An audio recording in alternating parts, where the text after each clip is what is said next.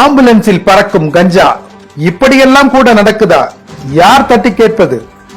சினிமாக்கள் சிலவற்றில் வருவதை போன்று ஆம்புலன்ஸில் கஞ்சா கடத்துவது பற்றி வெளியான செய்திகள் தமிழக சட்டம் ஒழுங்கு நிலைமையை நோக்கி அனைவரது புருவத்தையும் உயரச் செய்துள்ளது என்றே சொல்லலாம். ஆபத்து காலங்களில் உயிர் காக்கும் நண்பனாய், காலமானவர்களை சுமந்து செல்லும் சேவகனாய் நம் கண்களில் சுற்றித் திரியும் ஆம்புலன்ஸ் குறித்து சமீபத்தில் வெளியாகியுள்ள செய்திகள் அதிர்ச்சியை ஏற்படுத்தியுள்ளது. என்ன நடக்கிறது ஆம்புலன்ஸ் விவகாரத்தில்? அரசு மருத்துவமனைகளில் கேட்பாரற்று இருக்கும் அனாதை பிணங்களை எடுத்துச் சென்று சடங்குகள் செய்து அடக்கம் செய்யும் சேவை பணியில் சில தனியார் தொண்டு நிறுவனங்கள் ஈடுபட்டுள்ளன. எல்லோராலும் அனாதை பிணங்களை அரசு மருத்துவமனையில் இருந்து வாங்கிவிட முடியாது. அதற்கு அரசிடம் முறைப்படி விண்ணப்பம் செய்து உரிமம் பெற வேண்டும்.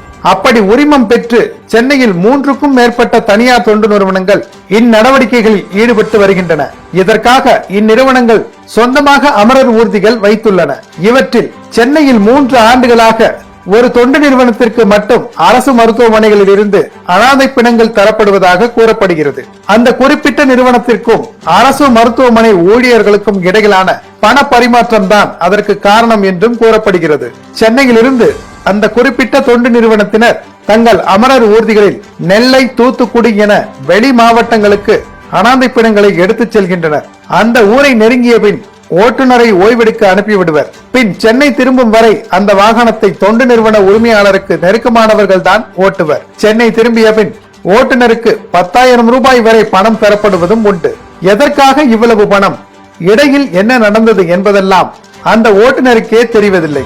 அனாதை பிணங்களை ஏற்றுச் செல்லும் அமரர் ஊர்திகளை போலீசார் சோதனை செய்ய மாட்டார்கள். இதை அந்த சம்பந்தப்பட்ட தனியார் தொண்டு நிறுவனம் தனக்கு சாதகமாக பயன்படுத்தி வருகிறது. அனாதை பிணங்களை எடுத்துச் செல்லும் செயலில் அந்த தொண்டு நிறுவனம் தான் 3 ஆண்டுகளாக கோலோச்சுகிறது. அனாதை பிணங்களை ஏற்றுச் செல்வது போல கஞ்சா உள்ளிட்ட போதைப் பொருள் கடத்தலில் ஈடுபட்டு வருவது தெரிய வந்துள்ளது. இதன் பின்னணியில் யார் யார் உள்ளனர் என்பதை போலீசார் விசாரித்தால் உண்மை வெளிவரும் எனவும் பலரும் கருத்து தெரிவித்து வருகின்றனர்.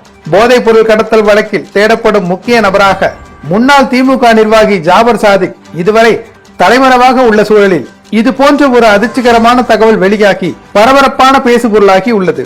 மாபெரும் கடத்தல் விவகாரம் தொடர்பாக அதிமுக உள்ளிட்ட கட்சிகள் அனைத்தும் போராட்டத்திற்கு ஆயத்தமாகி வருகின்றன. திமுகவோ மௌனம் சாதிக்கிறது. அத்துடன் ஆம்புலன்ஸில் கடத்தப்படும் கஞ்சா தொடர்பான செய்திகள் வெளியானதிலிருந்து அறிவாலயத்தின் அஸ்திவாரம் ஆடித்தான் போயுள்ளது என கூறப்படுகிறது.